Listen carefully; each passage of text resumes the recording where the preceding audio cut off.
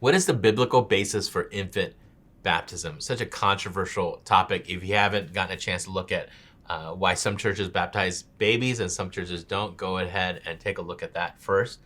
But there's some strong evidence. So we talked about how the covenant community was always for people who had faith in the Lord, faith in God, faith in Yahweh, and their household. We see it in Genesis with Abraham and his household. That Isaac and Ishmael both received the sign and seal of this covenant.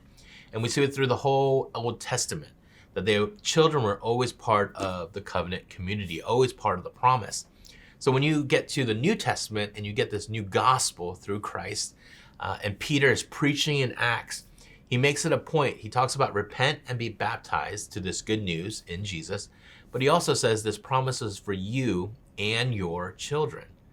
That the promise has always been for the children.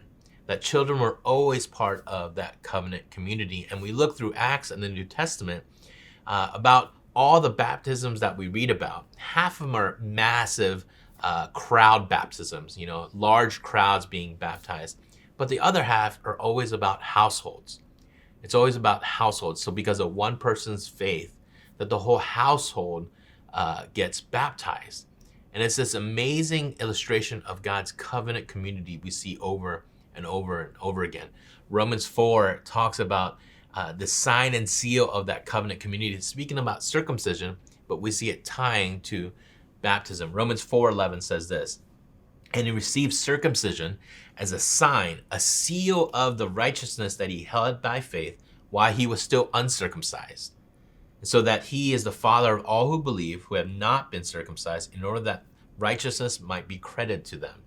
Once again, what Paul is trying to share is that, we had this outward sign, but it was this sign of faith that Abraham had that was credited to him as righteous. And we see that circumcision sign and seal being given to his whole entire household. So we believe in the continuation that in the New Testament and for us today, that children have always been part of God's promises and have always been part of God's covenant community. And that's why we baptize infants here at Ward.